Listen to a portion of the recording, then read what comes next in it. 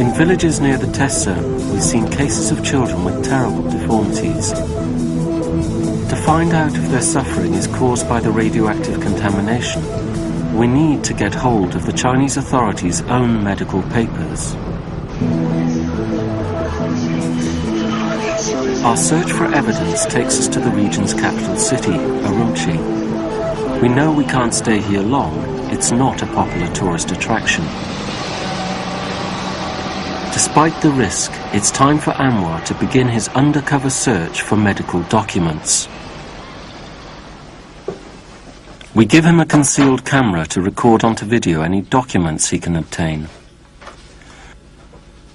To avoid creating any suspicion, Anwar tells the other medics he's researching a doctoral thesis on cancer. They must not suspect what he's up to. Under constant threat of being denounced as an imposter, Anwar starts to trawl through the documents. He knows that if he's found out, he'll face a 20-year prison sentence.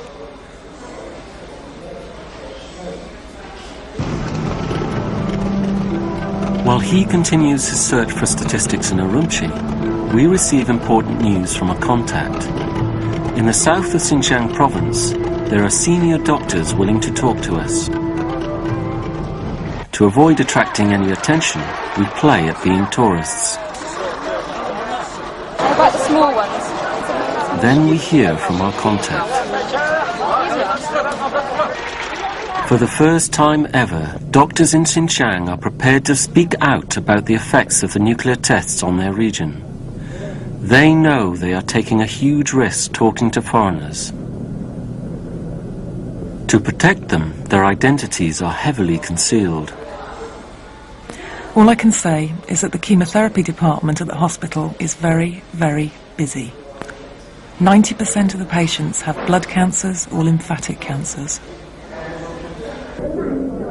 Basically, cancer is everywhere in Xinjiang. The increase has been dramatic over the last 20 years or so, particularly in the south. We often see children here under the age of 12. They have lung cancer or liver cancer. We see both types in children of this age. The doctors confirm that cancers are rapidly increasing in Xinjiang. And what's even more disturbing, many of these cancers are among the young. This 26-year-old woman has bowel cancer, rare in a young person. But she lives in Korla, the nearest city downwind of the nuclear test site.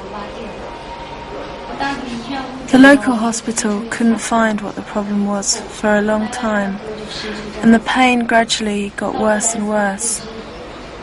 So this is a recurrence? This isn't the first time you've been in hospital? Yes, the first time I had an operation. I don't really know what happened, but after the operation I still felt ill.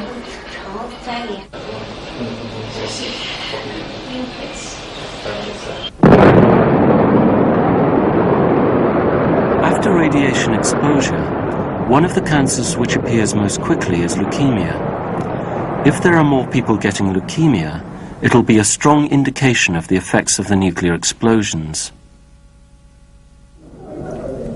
There are no statistics for leukemia here, but as far as we can see, more and more people are getting it. The number of people who have it now is much higher than before. This young boy is seriously ill with leukemia.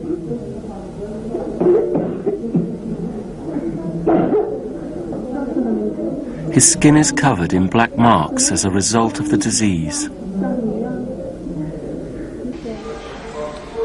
Many families have children with blood cancers, but they can't go to hospital. Blood cancers are difficult and expensive to treat, so many people just die. Some of the people are diagnosed, but then realise they can't afford the treatment, so they leave.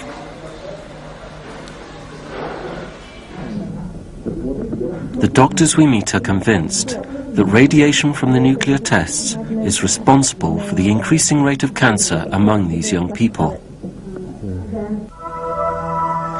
But they also say the Chinese state is blocking all access to the truth. The nuclear explosions have caused increased air and water pollution. We can't do research into it. It's not allowed. We can't do any of the research.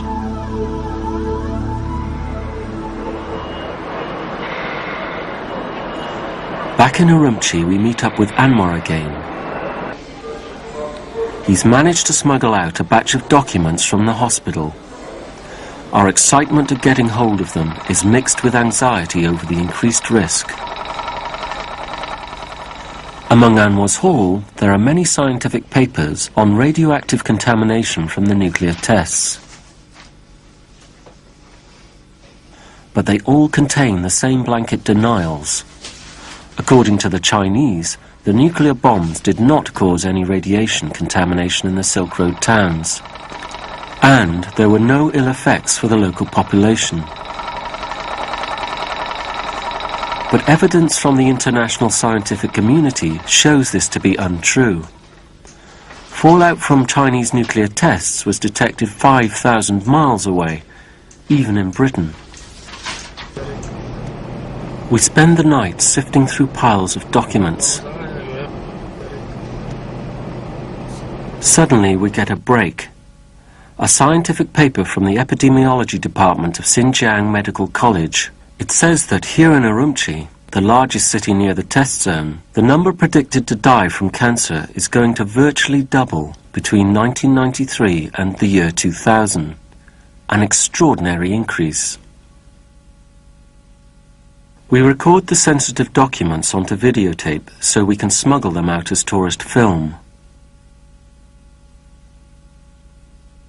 We are now determined to get hold of further documentary proof.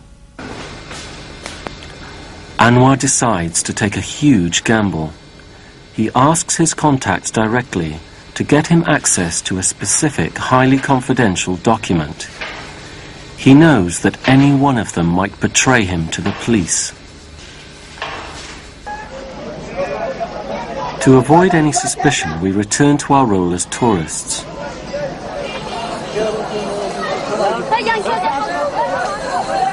Kashgar, where the Silk Roads of China converge. In summer, it is the highlight of any tourist trip. They come to see the rich oasis culture of the Uyghur people.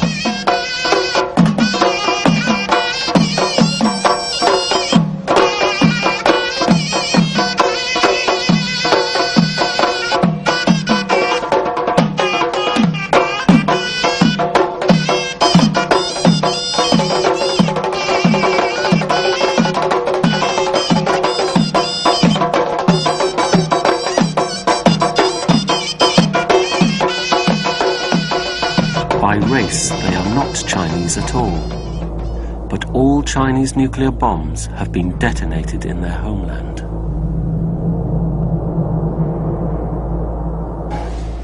A local contact takes us to secret meetings with more patients. Radiation can cause children to be born with cleft palates. Here we meet one such child out of the many born into families living downwind of the test zone. After the bombs were exploded 10 years ago, in the towns near the test site, many children were born with cleft palates. We found that for every 10 patients, 8 had cleft palates. For a doctor to see 8 out of 10 child patients with cleft palates is unusual and a clear indication of the effects of the nuclear tests. The incidence of congenital deformities is very high. We also have deformities such as enlarged stomach, enlarged bowel, enlarged head, and gynecological problems. There are many children with deformities that we never find out about. They just die. Nobody has ever said it, but we think the nuclear pollution is the cause. This 6-year-old boy is typical of the children we meet. His doctor's report states that his brain has not formed normally. So what things can he do now? Can he walk now? His small brain, leading to severe learning difficulties, indicates yet another congenital abnormality.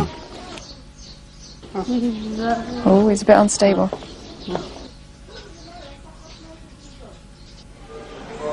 People from Kashgar, Hotan and the other areas around here, when they find out how difficult treatment is and how much it costs, they have to take